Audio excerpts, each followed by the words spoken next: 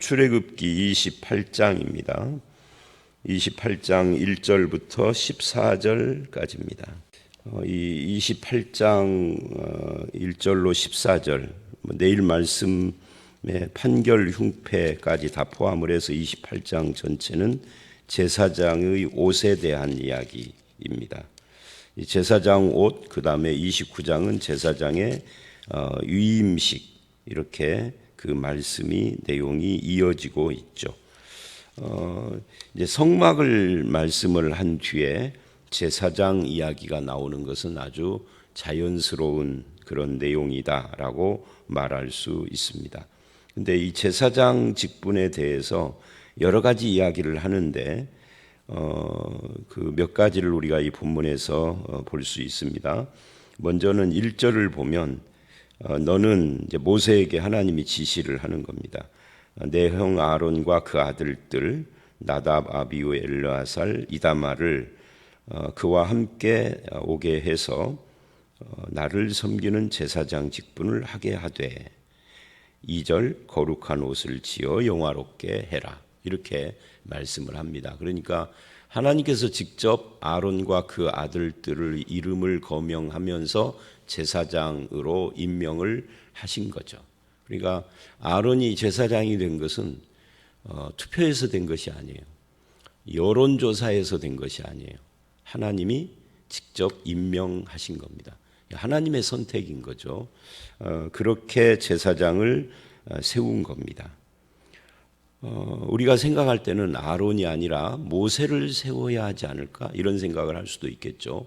아니면 아론은 좀 다른 직분을 주고 모세의 누이인 미리암이 선지자였던 것처럼 다른 직분을 주고 다른 사람을 제사장으로 세우는 것이 더 낫겠다, 이제 그런 그 의견을 제시할 수도 있겠죠. 인간이니까 공식적으로는 안 해도 마음속으로 그런 불만이나 아니면 의견이 있을 수도 있겠죠. 그런데 하나님은 그런 거 다 제껴놓고 아론을 세워라, 그 아들들을 세우라고 딱 지적을 해 주신 거예요.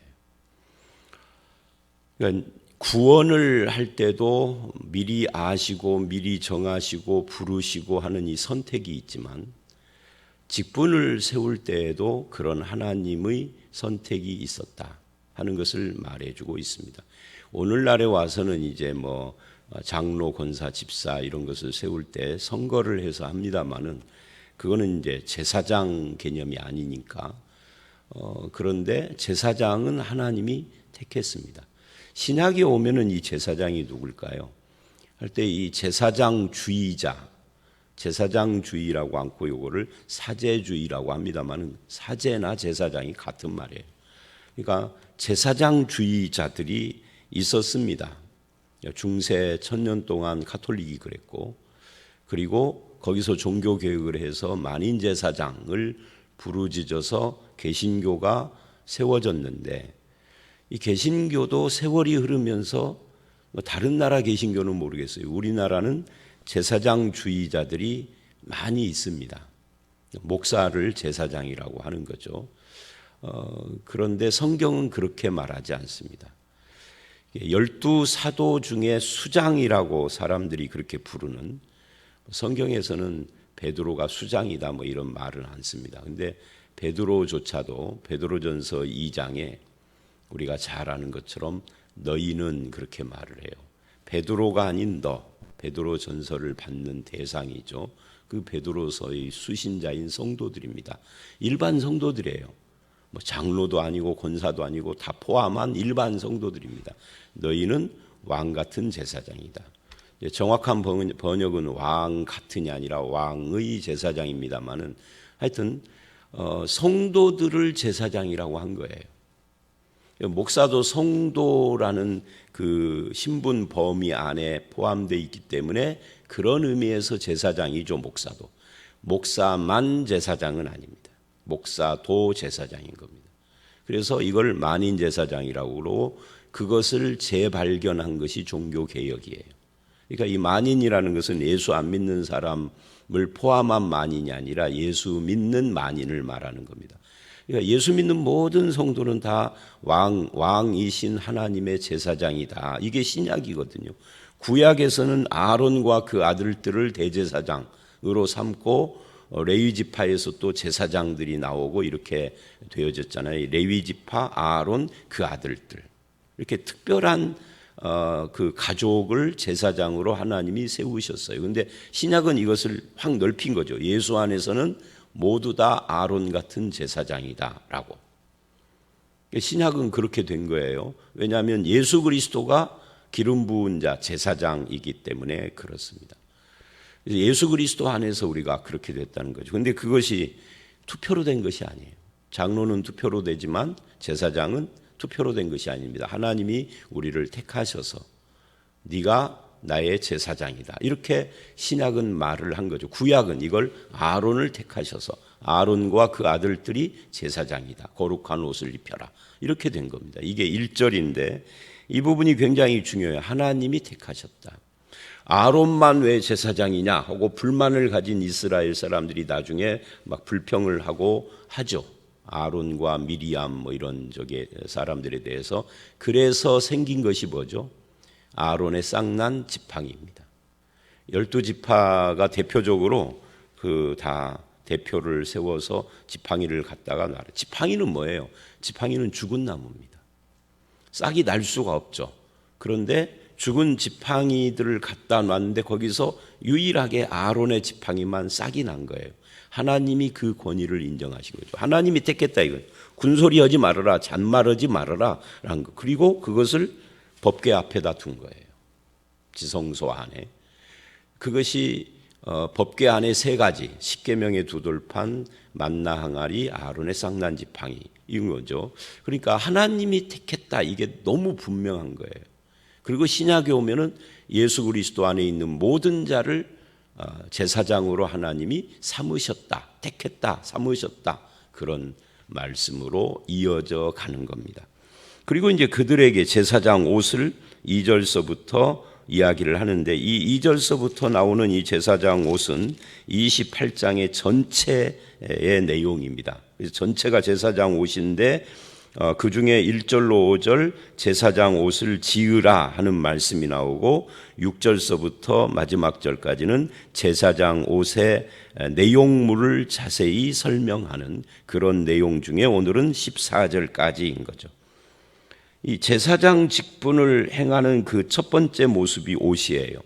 오늘날은 옷이 자유로워졌지만 오늘날도 직업별로는 특별한 옷이 있죠. 의사의 가운이라든지 뭐 법복이라든지 경찰관, 군인 하는 이런 옷들이 있지만 옛날 고대에는 그리고 지금도 뭐 일부 나라에는 옷을 가지고 직업이나 신분을 표시를 하는 그런 경우들이 있습니다. 여기서도 제사장 직분을 특별한 옷으로 표시를 한 거죠. 그래서 옷을 지으라 하는데 그 옷을 2절에 보니까 뭐라고 하느냐면 이렇게 이야기를 해요.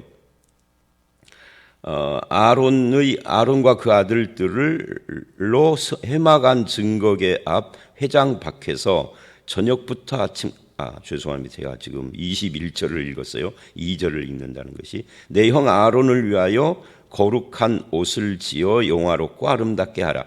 여기서 중요한 것이 거룩한 옷이라는 표현입니다. 이 거룩이라는 것은 구별을 말하는 거예요. 그러니까 구별된 옷을 지어 이렇게 말을 하는 거죠. 그 직분이 구별됐다라는 의미입니다. 하나님이 택하셨기 때문에 구별된 거죠. 무엇이 거룩하고 구별된 옷인가? 이제 3절 그 옷이 그를 거룩하게 하는 거죠. 무릇 마음의 지혜 있는 모든 자, 곧 내가 지혜로운 영으로 채운 자들에게 말하여 아론의 옷을 지어 그를 거룩해. 그러니까 옷이 아론을 거룩하게 한다. 이렇게 지금 말하고 있는 거예요. 그 직분이 그를 구별한 거죠. 그러니까 이 직분을 빼놓고 보면은 아론도 그냥 사람이고 나머지 사람들도 그냥 인간이고 다 똑같은 거예요. 근데 직분을 주셔서 그를 구별시킨 거죠. 그걸 거룩이다라고 말을 합니다. 그래서 성경에 나오는 거룩의 개념은 첫 번째가 구별이에요. 하나님께로 구별된다 하는 거죠. 하나님께로 구별된 사람은 하나님의 뜻을 받들어야 하는 거죠. 사람의 뜻이 아니고 자기 의견이 아니고. 어쨌든 여기서는 그 직분을 상징하는 옷이 아론을 구별한 거예요. 근데 이제 이렇게 말을 할 때에 그 제사장 옷을 짓는 사람들을 이렇게 말을 해요.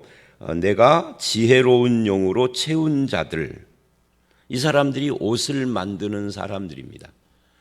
옷을 만드는 것은 지혜로운 영으로 채운 자들이라고 표현을 하는데 실은 옷 만드는 것은 기능이죠. 어쩌면 이 사람들은 애굽에서 종으로 살 때부터 옷을 만드는 그런 사람들이었을 거예요. 이들은 일반인들의 옷도 만들었을 것이고 어쩌면 애굽의 종교의 신을 섬기는 사람들의 옷도 만들었을지도 몰라요. 그건 알 수가 없지만 그랬을 가능성도 있어요. 그런데 이제는 하나님의 뜻대로 하는 좀 구별된 옷을 만드는 사람으로 하나님이 지혜로운 영을 주셨다. 그러니까 단순히 기능만 말하는 것이 아니죠. 기능도 포함해서 하나님이 주신 지혜로운 영으로 되어지는 것이다 하는 겁니다. 이것뿐만이 아니라 성막을 짓는 것도 지혜의 영, 성령께서 충만케 하셔서 감동해서 오홀리압과 이런 사람들이 만들잖아요. 똑같습니다. 그러면 똑같은 원리로 오늘 우리들도 하나님을 위하여 무엇인가를 하는 사람들이나 그런 모든 행위들에는 하나님의 영의 그 지혜와 능력과 이런 것들의 공급하심이 필요한 거죠. 그렇게 해서 그것을 감당하는 거니까요. 이렇게 해서 제사장 옷을 지금 만드는 겁니다. 직분을 행하게 하라라고 말을 하고 이제 4절서부터 그 지을 옷은 이러하니 하고 제사장 옷의 내용물들을 쭉 나열을 하고 그것을 다시 이제 설명을 6절서부터 하는 겁니다. 그 내용이 뭐예요? 흉패, 에봇, 겉옷, 반포 속옷, 그리고 판, 그리고 띠 이렇게 구성이 되어져 있다. 6가지죠. 그 옷을 만들 때 사용하는 실에 대해서도 5절에 말을 해요. 금실, 청색, 자색, 홍색 실, 가늘게꼰 배실이다. 이런 것으로 만들어라 하는 거죠. 무엇을? 옷을. 그리고 옷에다가 달 여러 가지 그 어떤 기능물들을 그렇게 하라라고 지금 말을 하고 있는 겁니다. 그래서 이제 6절 이하를 보기 전에 우리는 여기서 신약 시대에도 그러면 목사의 가운을 입어야 하지 않는가 하는 생각을 하는데 그 질문과 그 생각 자체가 이미 앞에 말한 것을 뒤집은 거예요. 신약에 오면 특별한 직분으로서의 제사장주의, 사제가 없어요. 예수 그리스도가 우리의 대제사장 되고 예수 믿는 모두가 제사장. 그러니까 입으려면 모든 성도들이 다 같이 입어야 하는 거죠. 특별한 직분으로서만 입는 것은 의미가 없는 거예요. 그래서 신약 시대에는 성경 신약 어디를 봐도 목사가 입어야 할 옷 규정이 안 나옵니다. 중요하다면 왜 안 나오겠어요? 나오지. 그렇죠? 여러분, 어떤 것이 중요하다면 구약은 놔두고 신약에서 어떤 것이 중요하다면 옷뿐만이 아니라 다른 것도 마찬가지입니다. 여러 번 반복해야 돼요. 예를 들면은 조금 오늘 온 이야기하고는 동떨어진 거지만 666이 그렇게 중요한 어떤 구원을 좌우하는 대단히 중요한 것이라면 신약 성경 여러 곳에서 말을 했어야 돼요. 경고도 하고 666 받지 말아라이 하고 자세히 설명도 해야 할 거예요. 근데 없어요. 한 군데도 없어요. 오직 계시록 거기만 나와요. 근데 그것이 마치 무슨 구원을 좌우하는 무엇인 것처럼 특별한 비밀스러운 무엇인 것처럼 말하는 건 잘못된 거죠. 그렇죠? 그러니까 제사장 옷도 똑같아요. 제사장 옷이 이렇게 중요한데 왜 신약에서는 한마디도 안 그냥 너희 모두가 왕 같은 제사장이라고만 하고 옷 규정을 말을 안 해요. 그런데 오늘날 어떤 분들은 목사의 제복에 대한 이야기, 가운 이런 것들을 이야기를 하고 주장하고 아주 그걸 중요하게 여기는 분들이 있고요. 그런데 그거는 사실은 의미 없는 것이다. 실제로 우리가 하나님의 제사장으로서의 삶을 사는 것, 신분을 확인하고 거기에 맞는 삶을 사는 것이 중요한 거죠. 그래서 이제 신약에서는 옷을 이렇게 말을 해요. 전신갑주를 입어라. 에베소서 6장. 근데 그 전신갑주가 뭐냐 하면은 예수 그리스도와 관계되는 겁니다. 또 새 사람의 옷을 입으라가 아니라 새 사람으로 옷을 입었다라고 말을 합니다. 그게 뭐냐면 예수 그리스도 안에서 새로운 사람이 되는 것을 말하는 거죠. 새로운 사람의 옷을 입었으니 거기에 합당한 삶의 행실을 말을 하는 겁니다. 거짓말하지 말고 진실하고 도둑질하지 말고 더러운 것은 입 밖에도 내지 말고 하면서 쭉 이야기를 성령을 근심하게 하지 말아라. 또 빛의 옷을 입어라. 빛으로 그런 이야기들을 하는 것이지 실제 어떤 실로 짠 옷감으로 된 옷을 말하지 않아요. 신약이 말하는 옷은 전부 다 예수 그리스도와 관계되는 그런 신분이고 거기에 합당한 행실을 말하고 있는 겁니다. 행실이 따르지 않으면 의미가 없는 거예요. 사실은 이 구약의 제사장들도 제사장에 합당한 행실이 따르지 않았을 때 그거는 그 옷이 아무 의미가 없어지는 거죠. 자, 이게 이제 5절까지 이야기고요. 이제 서론 같은 거죠. 1절로 5절은. 그리고 6절서부터는 이제 구체적으로 제사장의 옷의 내용물을 자세히 언급을 합니다. 6절서부터 에봇에 대한 이야기를 하고 있죠. 그들이 금실과 청색, 자색, 홍색 실과 가늘게 꼰 배실로 정교하게 짜서 에봇을 짓되라고 말을 합니다. 이 에봇에다가 뭐를 해야 하느냐면 이렇게 이야기를 합니다.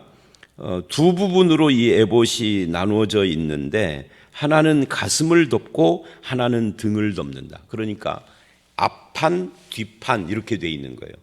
그리고 이 둘을 띠로 연결해서 허리 쪽에 이렇게 묶고 그리고 오늘날 조끼 같은 그런 모습이겠죠. 소매가 없는 겁니다. 어깨다리 이런 옷으로 이렇게 하고 어깨 위에는 그러니까 밑에는 띠로 묶고 앞판 뒷판을 어깨에는 앞쪽과 뒤쪽을 연결하는 이 지점에 견대를 놓습니다. 이 견대 안에다가 두 개의 보석을 만들어서 그 속에다가 그 위에다가 달아라 하는 내용이 7절서부터 14절 오늘 말씀 나머지 전부 다예요. 그리고 이제 15절서부터 30절을 보면 이 에봇의 앞판 가슴 쪽에는 커다란 두 개의 두 개가 아니라 커다란 판결 흉패를 이렇게 달아놔요. 그 판결 흉패 이제 내일 말씀에 나옵니다만은 그 판결 흉패에는 이게 그 12개의 보석을 4개씩 3줄로 12지파의 이름을 새겨 넣습니다. 그건 내일 설명을 하기로 하고요.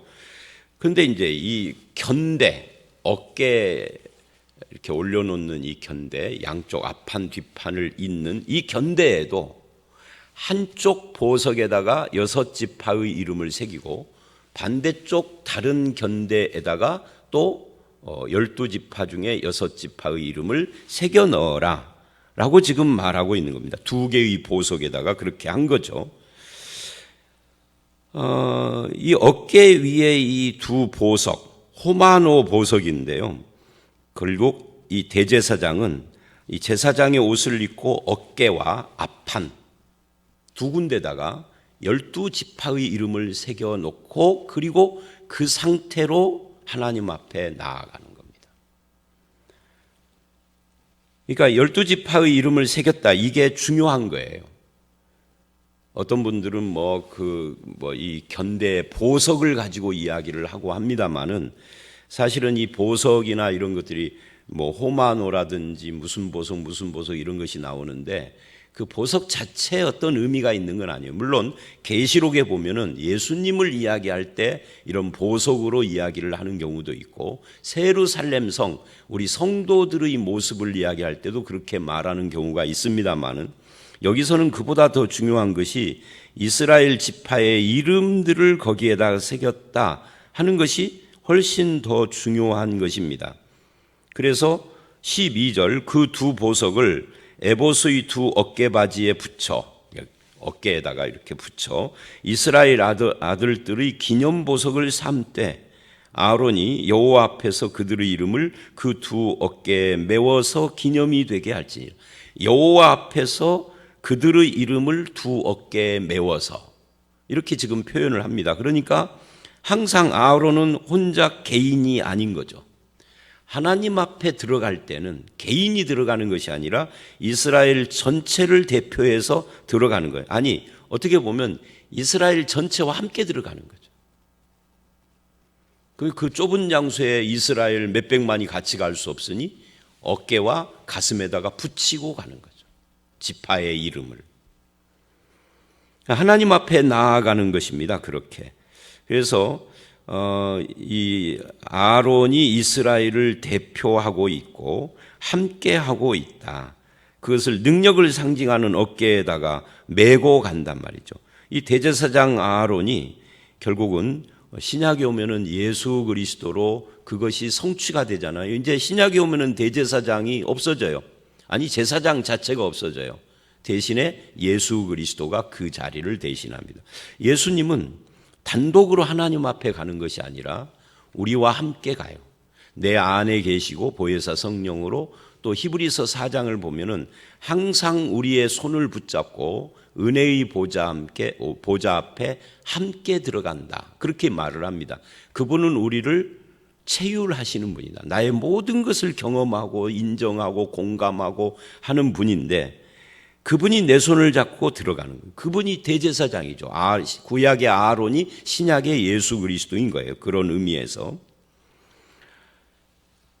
이사야 9장 6절을 보면 예수님의 탄생, 처녀 탄생, 소위 이제 성탄이죠에 대한 애언이 나옵니다. 거기에 보면은 예수님에 대해서 뭐 여러 가지 표현을 해요. 뭐 영존하시는 아버지시고 뭐 여러 가지 이야기를 하는데, 그 중에 그 어깨에 정사를 맨 분이다, 이렇게 말을 합니다. 그 어깨에 정사를 맨 분이다. 그러니까 예수 그리스도는 우리 모두를 그분의 능력으로 그 어깨에 올려놓고 짊어지고 하나님 앞에 가는 분인 거죠. 그런 의미에서 우리는 예수 그리스도와 우리의 관계를 이 본문에서 다시 또 확인하고 보게 되는 겁니다. 제가 자주 말하는 거지만 신앙생활에서 정말 중요한 첫 번째가 뭐냐? 하나님이 누구시고 나는 그 앞에 누군가, 이걸 신분의식이라고 합니다. 내가 믿는 하나님은 누구고 나는 그분 앞에서 누구냐? 예수 그리스도의 어깨 위에 가슴팍에 새겨진 나. 이걸 이제 신약은 그렇게 표현을 하지 않죠. 예수님과 함께하는 자, 예수님과 동행 동거하고 그분 안에 있는 삶, 그래서 그리스도 안에 있는 자, 이렇게 표현을 한단 말이죠. 그 그리스도께서 하나님 보좌 우편에 있어요. 그러면 나도 그 옆에 함께 앉아 있는 거죠. 이게 신약의 백성들의 모습입니다. 그래서 이 신분의식이 확실한 것이 구원의 확신이고 신앙의 확신이고 그렇게 되는 거예요. 어떤 경우에도 이게 흔들리면 안 돼요. 아론이 이런 생각을 하겠죠. 어느 날 조금 뭔가 허물과 잘못을 범한 후에 나 같은 것은 대제사장 자격 없어, 나 이거 반환할래 하고 자기 동생 모세에게 사표를 제출할 수도 있겠죠. 근데 그거는 사표를 받을 문제가 아니라, 너는 허물진 인생이지만 너를 택하고 너와 함께 하시는 하나님은 그렇지 않다. 너를 거룩하다라고 구별을 했고 너를 택하신 분이 그분이다, 이렇게 말을 했겠죠. 하나님이 취소하지 않는 한. 그래서 나는 하나님 앞에서 어떤 존재인가, 이걸 보석으로 또 했어요. 보석 같은 존재라는 거죠, 이스라엘이. 그리고 하나님 앞에 함께 들어가는 자다. 그래서 12절에 기념보석을 삼아라 라고 말을 해요. 이 기념보석이라는 말이 기념식 할 때 그런 기념인가? 여러분, 기념식의 의미가 뭐예요? 기억이죠, 기억. 제가 어제 어느 집에 추도 예배, 이제 남편께서 돌아가시고 1년 되신, 그래서 좀 와달라고 그래서 갔는데, 그 추도 예배, 이게 뭐예요? 죽은 분의 영혼을 위해서 영혼이 천도식, 하늘나라 가기 위하여서 뭐를 하는 그런 것이 아니에요. 그런 것이 아니라 돌아가신 분을 기억하고 하나님께 예배하는 거죠. 그래서 여기 이 기념보석도 기억의 돌이라는 뜻이 있습니다. 누가 기억을 하는가? 하나님께서 기억을 할까? 의미가 있죠. 하나님이 나를 기억한다는 것이. 내가 기억을 하는 것일까? 아니면 대제사장 아론이 기억을 한다라는 이야기일까? 다 의미가 있지만, 하나님이 나를 기억한다도 의미가 있지만, 내가 기억하고 붙들어야 한다라는 의미도 있는 겁니다. 자, 오늘 말씀 여기까지인데요. 오늘 말씀은 딱 한 가지입니다. 두 가지 정도로 말을 해야 되겠죠. 하나님이 제사장인 아론을 택하시고 임명하고 세우셨다. 우리도 왕 같은 제사장으로 하나님이 택하시고 세우셨다. 예수 그리스도 안에서, 신약에는 제사장 직분이 따로 없지만 그런 이야기고, 이 제사장의 옷 이야기를 통해서 맨 첫 번째 에봇의 견장에 붙이는 이 두 보석, 그 이스라엘 이름이 새겨져서 아론 혼자가 아니라 이스라엘 전체가 함께 들어가는 것이다. 하나님 앞에. 오늘 우리들은 예수 그리스도 안에서 무슨 아론이라는 존재가 있어서 목사님이 하나님 앞에 갈 때 나도 같이 가는 거야, 이런 의미가 아니라 예수 그리스도와 함께 하는 겁니다. 인간이 아니라.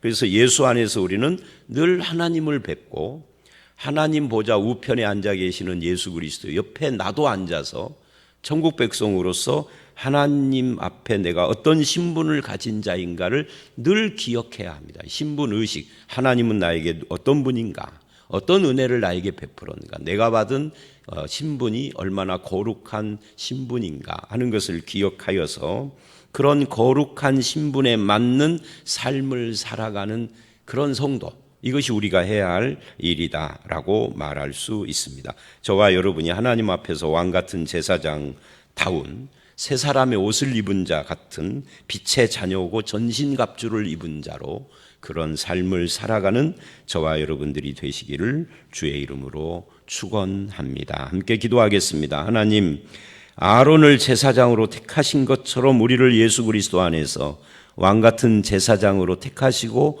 세워주시니 감사합니다. 구약의 제사장은 거룩한 옷을 입어야 했던 것처럼 오늘 우리들도 거룩한 옷, 새 사람의 옷, 예수 그리스도의 옷, 빛의 자녀라는 옷을 입고 이 전신갑주를 입고 믿음으로 사는 그런 성도들이 되게 하시고 우리의 거룩한 신분에 합당한 삶을 살 수 있도록 인도하여 주시옵소서. 이스라엘 백성 12지파가 아론의 어깨 위에 얹어져서 아론이 하나님을 만날 때 함께 만난 것처럼 오늘 예수 그리스도 안에서 우리가 늘 하나님 앞에 있다라는 것을 기억하게 하시고 그 신분에 걸맞는, 신분에 대한 확신과 함께 그에 맞는 삶의 행실로 열매를 맺으며 하나님께 영광 돌리는 그런 성도로 살게 해 주시기를 간절히 바라올 때 예수님 이름으로 기도드려 싸움나이다. 아멘.